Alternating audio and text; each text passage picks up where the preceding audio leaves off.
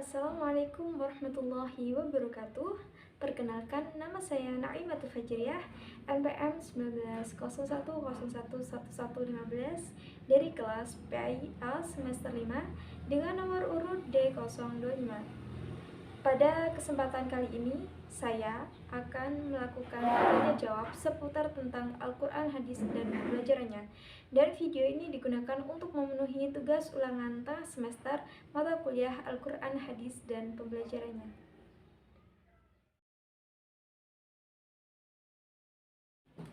Untuk pertanyaan yang pertama, yaitu bagaimana konsep Merdeka Belajar dan Pendidikan 4.0?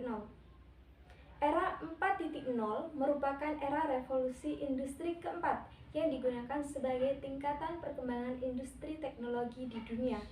Di era 4.0 ini, segala sesuatu menjadi lebih berkembang, terlebih dalam teknologi yang menjadi serba canggih.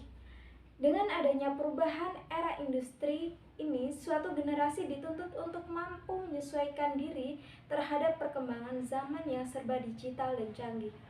Oleh karena itu, konsep pendidikan mengalami perubahan kurikulum yang bertujuan untuk membekali generasi penerus bangsa agar siap menghadapi kemajuan zaman serta perkembangan teknologi yang lebih pesat tersebut.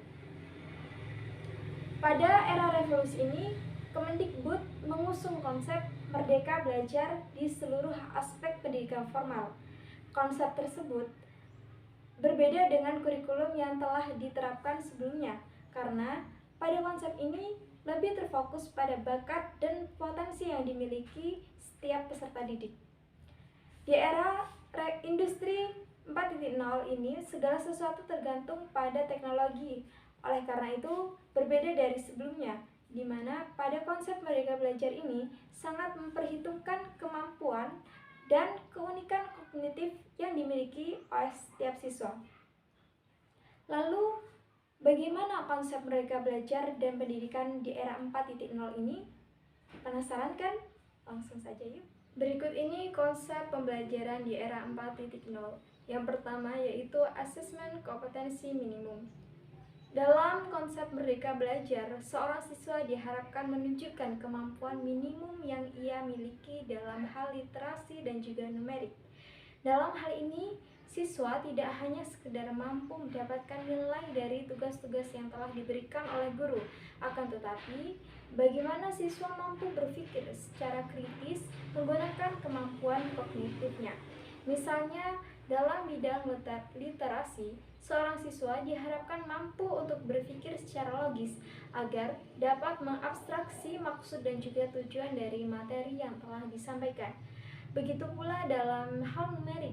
Misalkan dalam bidang matematika, seorang siswa diharapkan menemukan konsep dasarnya agar ia dapat lebih mudah untuk menyelesaikan masalah yang lebih luas nantinya. Dan ia tidak hanya sekedar memahami sebuah rumus. Yang kedua ialah survei karakter. Pada konsep ini, pengembangan kualitas pendidikan bukan lagi tentang penerapan indikator kualitas tetap, melainkan berdasarkan data hasil survei terbaru terhadap sekolah. Dengan demikian, pemerintah akan menilai secara menyeluruh terkait kualitas pendidikan yang ada di dalam lingkup sekolah tersebut, termasuk pada ekosistem dan juga infrastruktur pendidikan yang tersedia di dalam sekolah tersebut. Untuk konsep yang ketiga ialah penilaian hasil belajar. Pada awalnya, penilaian hasil belajar hanya diambil dari nilai ujian nasional, namun kali ini menjadi penugasan dan portofolio.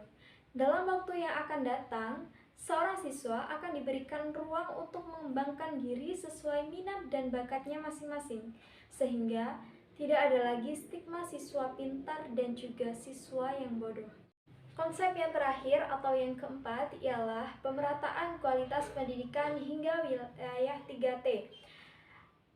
Industri 4.0 merupakan momen penting dalam pemerataan kualitas pendidikan karena pada kesempatan ini seluruh siswa di Indonesia akan mendapat keadilan terkait dengan kesetaraan pendidikan. Selain itu, pemerintah membuat kebijakan afirmasi dan pemberian kuota khusus bagi siswa yang tinggal di daerah 3T, yaitu daerah terdepan, tertinggal, dan daerah yang terluar.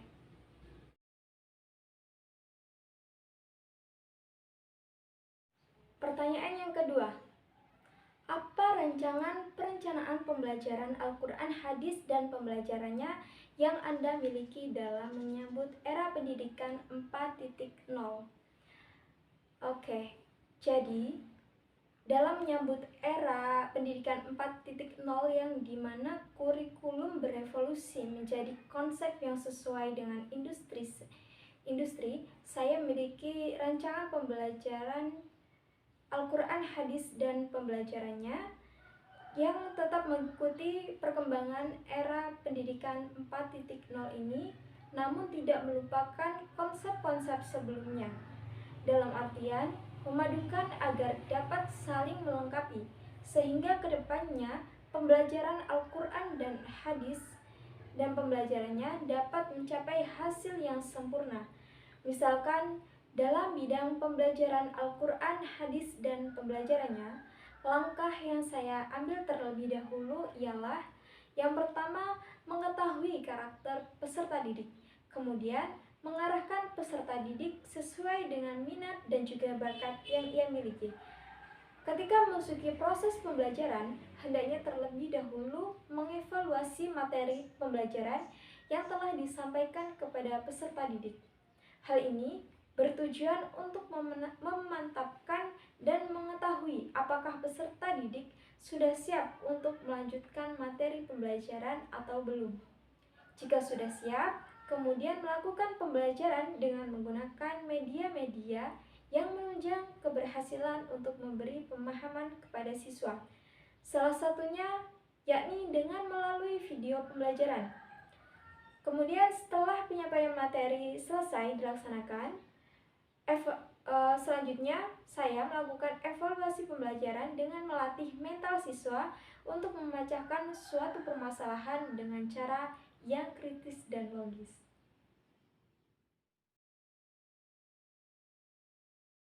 Pertanyaan yang selanjutnya, bagaimana strategi pembelajaran Al-Quran, hadis, dan pembelajarannya dalam menghadapi tantangan era pendidikan 4.0? Langsung saja, dalam menghadapi tantangan di era pendidikan 4.0, kita perlu mempersiapkan diri secara matang. Begitu pula dalam bidang pendidikan. Seorang pendidik harus mempersiapkan strategi untuk menunjang keberhasilan dalam belajar. Dengan demikian, strategi sangatlah penting karena untuk mencapai sebuah tujuan memerlukan sebuah cara yang dapat menghantarkannya. Lalu, bagaimana strategi pembelajaran Al-Quran, hadis, dan pembelajarannya dalam menghadapi tantangan era pendidikan 4.0? Oke, langsung saja. Ketika melakukan pembelajaran Al-Quran, hadis, dan pembelajarannya dalam menghadapi tantangan era 4.0, tentu harus menggunakan strategi yang efektif dan sesuai dengan eranya. Pemilihan strategi yang efektif dapat dilakukan dengan cara menentukan strategi dengan mempertimbangkan berbagai aspek yang sesuai dengan materi belajar, tujuan pembelajaran, usia peserta didik, dan lain sebagainya.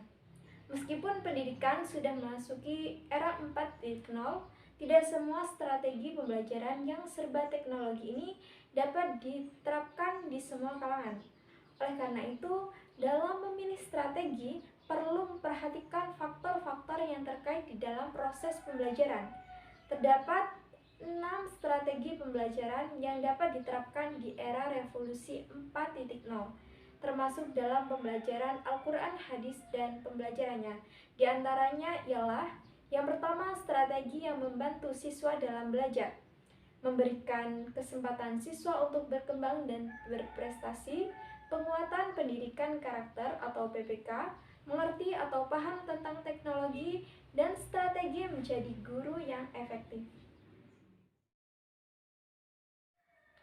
Untuk pertanyaan yang keempat, bagaimana pengembangan media pembelajaran Al-Quran, hadis, dan pembelajarannya yang sesuai dengan era pendidikan 4.0? Baik, dalam perkembangan era industri yang kini telah mencapai era 4.0, manusia dihadapkan dengan kehidupan yang baru, yakni kehidupan yang di dalamnya teknologi sangat berperan. Begitu pula dalam suatu kegiatan pembelajaran, salah satunya ialah pembelajaran Al-Quran, hadis, dan pembelajarannya. Untuk mencapai penyampaian materi pembelajaran secara maksimal, dibutuhkan adanya alat yang dapat menunjang penyampaian materi yang biasa disebut dengan media. Dalam era 4.0, media pembelajaran pun harus dapat disesuaikan. Dengan demikian, diperlukan adanya pengembangan sebuah media sehingga peserta didik dapat lebih memahami materi pembelajaran yang nantinya akan dapat melatih untuk menjadi pemecah masalah, melatih penalaran, komunikasi, koneksi, dan representasi. Salah satunya ialah media pembelajaran interaktif, yakni media pembelajaran yang disajikan oleh guru kepada siswa yang di dalamnya menyajikan konten pembelajaran seperti teks, gambar, animasi, video, audio, hingga video game yang di dalamnya memuat tentang materi pembelajaran. Berikut ini contoh media pembelajaran interaktif.